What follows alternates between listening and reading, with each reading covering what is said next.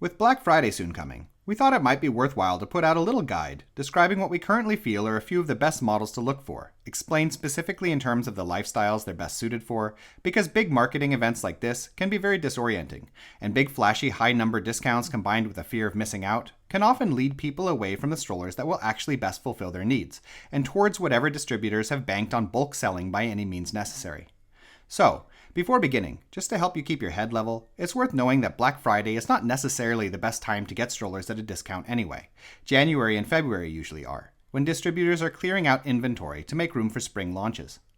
That being said, however, since baby gear isn't often the kind of thing that has that flexible of a purchasing window, if this is your time, or you just can't help but give in to that deal hunting instinct, then here are a few models to start stocking. Just please, be careful not to get lured by that adjacent banner ad advertising 90% off on a stroller that, from a glance, looks identical to what you're looking for, but will wind up built from chewing gum and Lego blocks.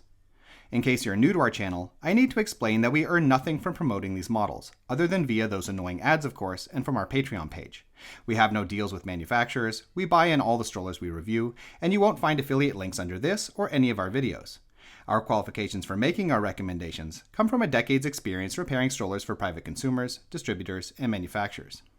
So let's get started then, on the smaller end of the spectrum, dealing with a few models that are ideal for travel, for keeping in the trunk, or for strolling about in urban settings, if you don't need much storage capacity and instead place a premium on small folded size and the ability to easily carry your stroller.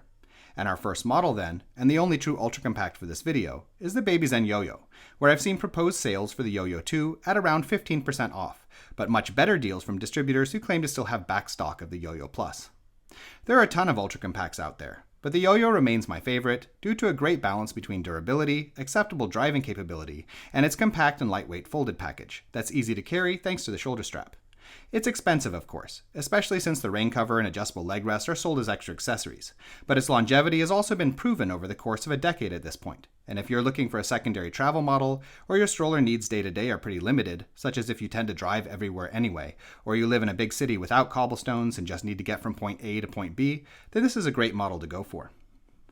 If, however, this doesn't fit your planned use, if you feel that an ultra compact is right for you, but know you're going to need a model that can tolerate something closer to all-day use, maybe on somewhat rougher streets, then you ought to scale up a bit size and weight-wise, aiming for a stroller like the Uppababy Minu, which still has that minimalistic ultra compact feel, but which is built sturdier, with more metal involved in its hinges and locking components, and which also has a bit better suspension, though note that you should still stick to smoother ground due to the model's wheel size.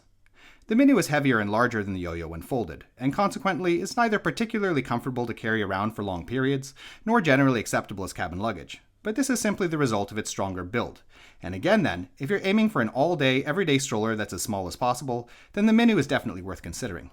On the other hand though, if you feel that losing cabin luggage dimensions anyway means you might as well upsize beyond the characteristics that generally define ultra compacts and get yourself something with a reversible seat and a slightly larger basket, while still not exactly committing to a full-size model, then I suggest you look at the Joules Hub Plus, which will provide a user experience closer to that of driving a full-size model, while still folding very compact with a shoulder strap, and also being one heck of a robustly built stroller, both in terms of quality of materials as well as simplicity of mechanisms, and also being sufficiently terrain capable to tackle gravel, easier cobblestones, and well-maintained parks without problems. And which, I'd like to add, in stark contrast to the holier-than-thou silence of Baby Zen and Uppababy, has already been announced at 25% off on Black Friday by Joules themselves.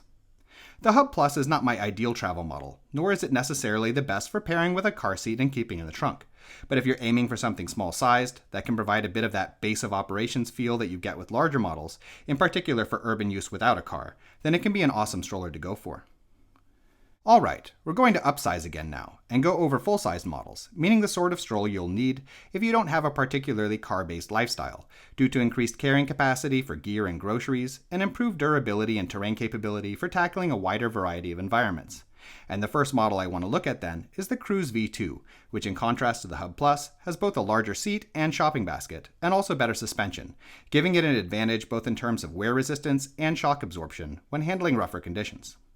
The Cruise V2 is a great model, but whether or not you should get it versus comparable models depends a little bit on firstly, whether you want a bassinet, as, since it doesn't come stock with the model, the added price is a bit difficult to justify, and secondly, whether the terrain capability will be fully sufficient for your needs, given that the Cruise V2 is only slightly smaller than its big brother, the Vista V2 anyway. which is also a model that I would recommend looking for on Black Friday, and whose upscaled wheels give it increased ability for dealing with rougher cobblestones and trips out in milder nature conditions, while also offering the ability to raise up the seat with adapters and adding a second tandem seat, though note that the Vista is somewhat subpar in the two-child mode. The Vista isn't the only decent off-road capable alternative to the Cruise, however, and if you'd like to get a model that's a little smaller in size, with comparable off-road abilities to the Vista, that also comes with a bassinet included, then I'd recommend looking for deals on the Bugaboo Fox, the Fox 3 being the current model, though if you can find additional Black Friday discounts on top of the existing 15% for the Fox 2, I'd jump on that instead, as the changes with this model were pretty superficial. Bugaboo builds differently than the other brands I've listed so far, emphasizing multifunctionality, performance, and keeping the weight light, and not being afraid of building ridiculously complex mechanisms to achieve these aims, which does sometimes have a negative effect on durability, though it's important to note that the Fox will hold up well as long as you treat it properly. And what you get with the Fox then is a luxury and performance-oriented model with every small detail tailored to be as intuitively functional as possible, folding options relatively uncommon on the current market in the model's ability to fold down with both the seat reversed as well as the bassinet, and absolutely amazing driving characteristics for a reversible seat model of its size and weight, both in terms of terrain capability due to its large front wheels and multi-layered suspension, and maneuverability as well, thanks to raised ridges on the model's wheels and a clever angling of the chassis. And as a result, the Fox 2 is an excellent all-rounder, with all the comfort extras you could want, plus a lighter weight, and the ability to even handle forest trails and rougher cobblestones when called upon to tackle such terrain, though preferably not on an everyday basis.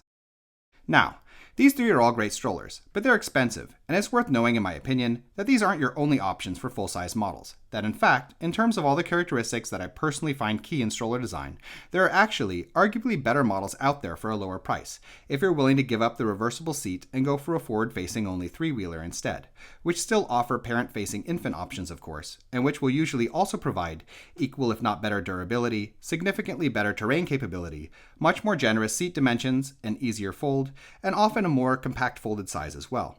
And the three models that I'd most recommend looking for at the current moment then are all from Baby Jogger, which provides the best in terms of ease of fold and compact folded size, while also not feeling quite as clunky for daily use as a lot of other three-wheeler brands. And in ascending order size-wise, meaning mostly the wheels, the GT2 will be the model to choose if you're just looking for an alternative to those reversible seat models, as it's already comparable in terms of terrain capability with the Vista, if not better. The Elite 2, which is not available everywhere unfortunately, is only slightly larger than the GT2, but will bring terrain capability up to hiking levels, even over rougher trails with lots of roots and rocks, while still being sufficiently compact to fit in most trunks. And lastly, the Summit X3 brings durability and terrain capability up to snowy winter levels, and also allows for jogging, though the trade-off is that it is a bit large and heavy if you don't need these capabilities.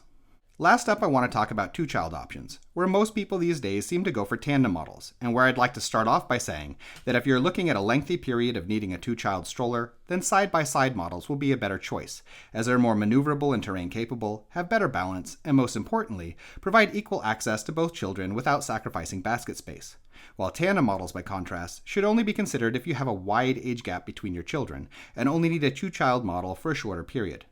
I already talked about the Vista, which, while great as a single-child model, is not my favorite tandem, since the front-loaded setup makes the model harder to steer and tip, removing all the driving advantages you otherwise get with the model. And my preference instead then, if you're gonna go tandem, is to get a rear-loaded model, despite the loss of basket space, and instead hold on to good maneuverability.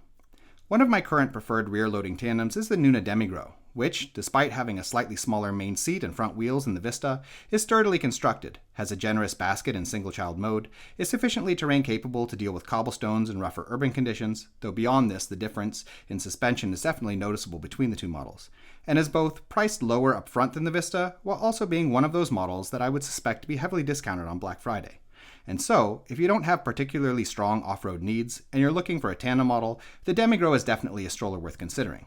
However, if you are looking at a longer period of needing a two-child model, then I would again recommend getting a side-by-side model instead, where the top choice in my opinion is the Bugaboo Donkey 3, which has already been advertised as 20% off at Bugaboo's own website. And what makes the Donkey so great then is the simple fact that the model has reversible seats and yet is still sufficiently lightweight and foldable that it makes a side-by-side reversible seat model functional as something you can pack in and out of a car if you need to, while also being sufficiently maneuverable and terrain capable that it works well both in the city and off-road, and also being quite simple in terms of swapping the seats for bassinets or car seats. It is a bit complex and pricey though, and not for everybody, so if you're after something simpler, then there are another pair of side-by-side models that I'd recommend checking out. The Baby Jogger City Mini GT2 Double, which is a side-by-side version of the single-child model with narrower seats, and the Mountain Buggy Duet, which manages to have roughly the same seat width as the GT2 Double on a narrower chassis, since the wheels have been recessed into the rear frame. These models are a bit more fiddly than the Donkey if you're negotiating between newborn and toddler options, but for a longer period, in particular with children between 6 months and 3 years old, will provide a durable, easy, two-child solution that's not all that heavy, with decent terrain capability, and that folds down at least decently flat, if somewhat wide in terms of trunk space. In any case, we hope you found this video useful, and if you did, we ask you subscribe, as it helps us to continue making videos in the future. If you'd like to know more about any of these models, we have standalone reviews for most of them, and links have been added in the description. In addition, if you are currently shopping for a stroller, we have a buyer's guide on our Patreon page, which lists a much wider range of models that we recommend than have been included here, with a lot of technical and lifestyle related information. You can find that by following the link in the description as well. Thank you.